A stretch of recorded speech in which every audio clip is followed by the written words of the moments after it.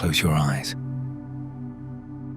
Let your hands rest, palms loosening wherever they happen to be. Let your breathing find its own pace, slower than the pace it kept all day, without you needing to force it there. Think back for just a moment to today, not the whole day, just one small piece of it. A message that came in and made your stomach tighten before you'd even finish reading it. A comment someone made that you're still, even now, quietly replaying. A notification that flashed across your screen and somehow ruined the next 10 minutes, even though the notification itself lasted less than a second. Here's a strange thing worth noticing about moments like that. The event itself, the message, the comment, the notification was over almost instantly. What actually disturbed you, what actually followed you around for the rest of the day, was something your own mind built afterward, so quickly you never saw it happening. A story assembled in a fraction of a second, wrapped so tightly around the raw event that the two became indistinguishable. You didn't just receive the message, you received the message, and simultaneously, without any gap you could feel, you received a verdict about what it meant, how you should feel, and what kind of day you were now going to have. Almost 2,000 years ago, a man who had once been a slave and later became one of Rome's most respected teachers of philosophy spent his whole life trying to teach people how to find the gap inside that fraction of a second. His name was Epictetus, and what he discovered there, in that impossibly small space, might be exactly what you need tonight.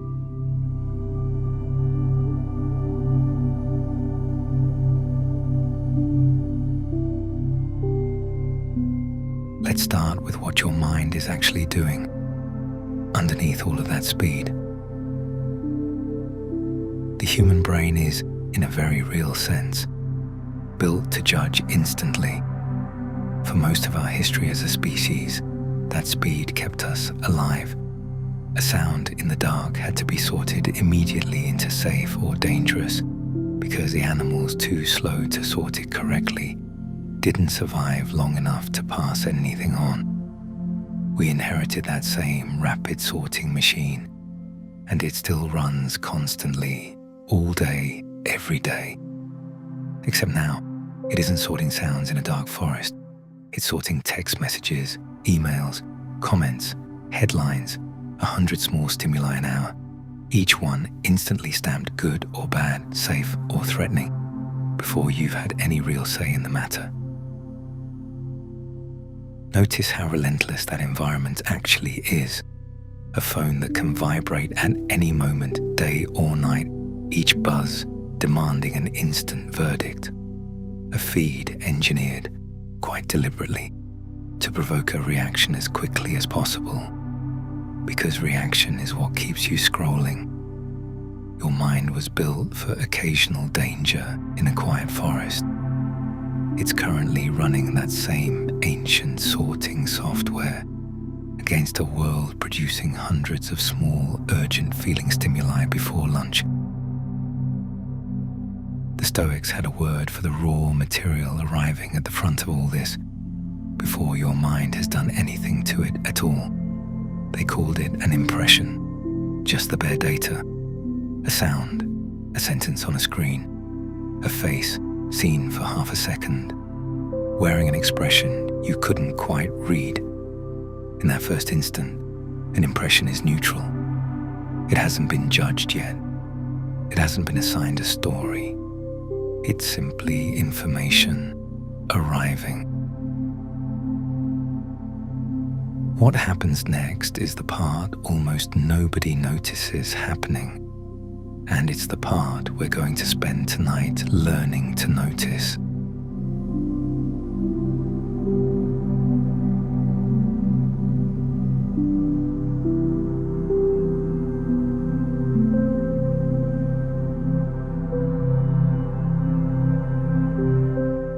Epictetus taught that between the impression arriving and the story taking hold, there is a gap, a real one, narrow, easy to miss, but genuinely there.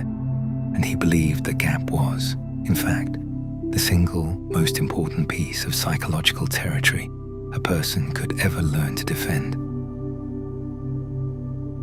He called the practice of defending it the discipline of assent. Here's the distinction he was pointing to, and it's worth sitting with slowly. Receiving an impression is not the same thing as agreeing with it. A thought can arrive. They're ignoring me. This is going to be a disaster. I've ruined everything. And for one brief moment, before you've done anything at all, that thought is simply present, the way weather is present outside a window. You didn't invite it. You can't fully stop it from showing up. But the next part, the part where your mind quietly stamps that thought true and hands it the authority to determine your whole evening, that part is not automatic. That part requires your permission, whether you notice yourself giving it or not. Think of it the way you might think of a gatekeeper standing at the entrance to a walled city, watching a long, constant line of visitors approach the gate. Some of those visitors are harmless. Some are carrying something dangerous under their coat, well hidden, saying all the right things to be let through quickly. A careless gatekeeper waves everyone in without a glance, and the city fills slowly with things that were never actually safe to let inside. A careful gatekeeper isn't cruel and isn't paranoid and doesn't refuse everyone at the gate out of fear. A careful gatekeeper simply pauses for one unhurried moment and actually looks before deciding who gets to come all the way in and set up residence. Most of us have never once stood at that gate on purpose. We assumed the gate didn't exist, that whatever arrived simply belonged inside automatically, the moment it appeared. Epictetus's whole teaching rests on a single, quiet correction to that assumption. The gate is real. You've simply never been shown that you're the one holding the keys.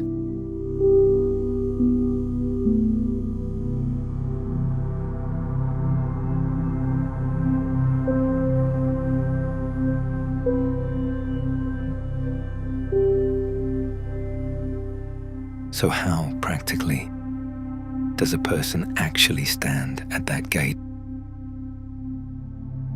One of Epictetus's core practices was almost embarrassingly simple to describe, even though it takes real patience to actually live.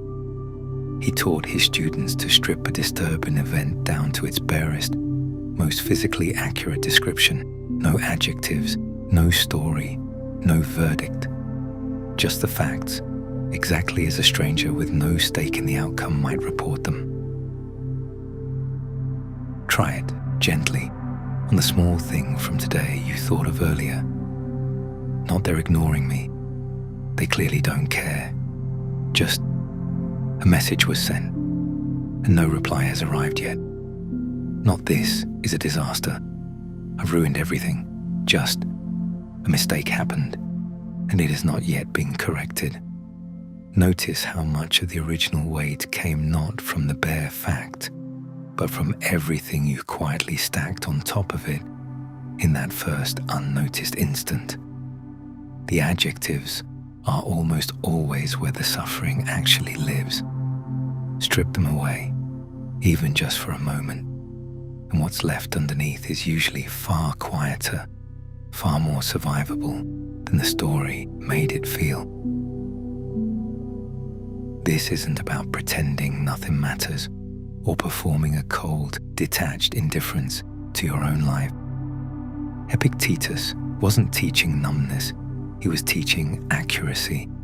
A setback described in plain, factual terms is still a setback. It simply isn't also automatically a catastrophe, a betrayal, and a verdict on your worth, all bundled invisibly into the same 3 seconds. Separating the fact from the narrative doesn't remove the fact. It just stops the narrative from quietly writing itself into your evening without your consent.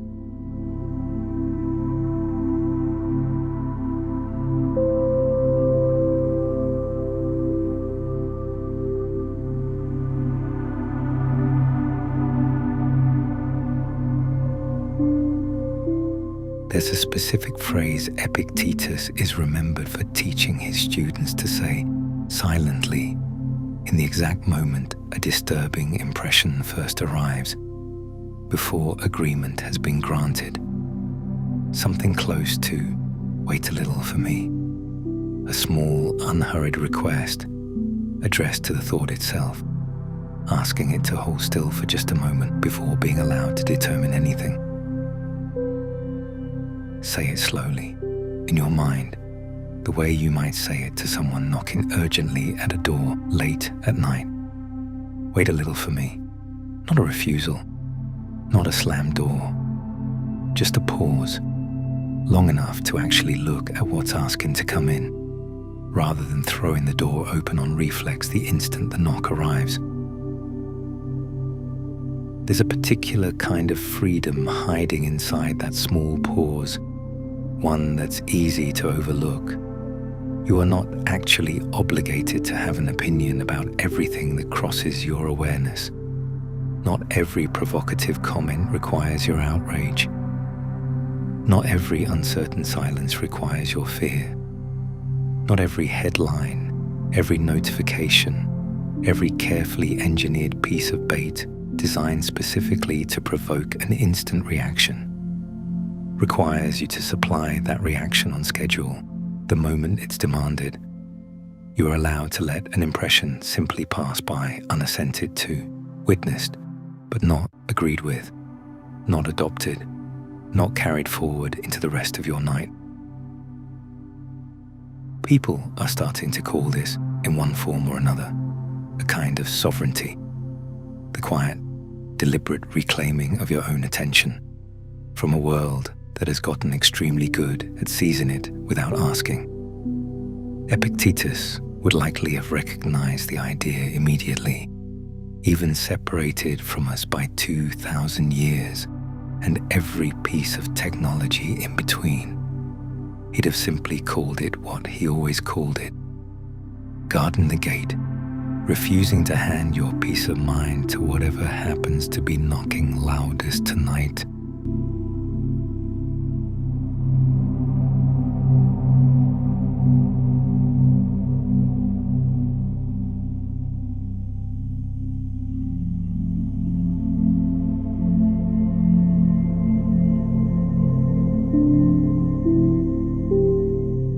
So here, as you settle further into sleep, is what this practice actually looks like, lived quietly, night after night, until it stops requiring effort at all.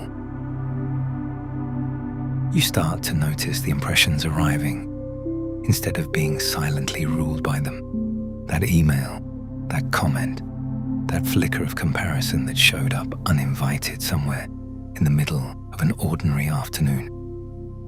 You let each one simply be an impression, present, acknowledged, and not yet agreed with.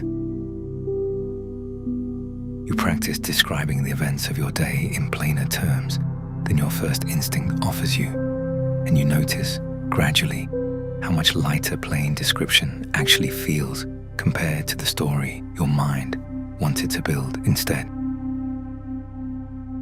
And you learn to say quietly to whatever thought is knocking hardest tonight, "Wait a little for me," not as a rejection, but as a simple, sovereign right of someone who has finally realized the gate was theirs to guard all along. This is what Epictetus meant by living in objective reality.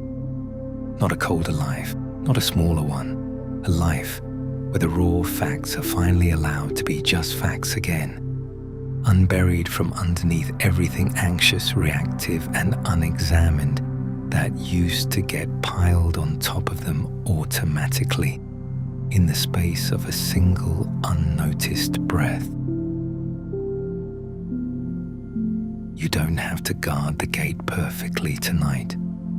You only have to remember that it's there.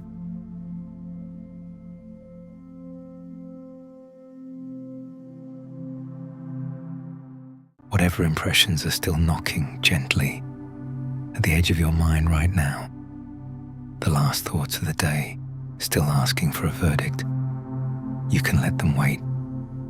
They'll still be there tomorrow if they still matter at all. Tonight, they don't need an answer. Whenever you're ready, let everything, even this, go. Sleep now.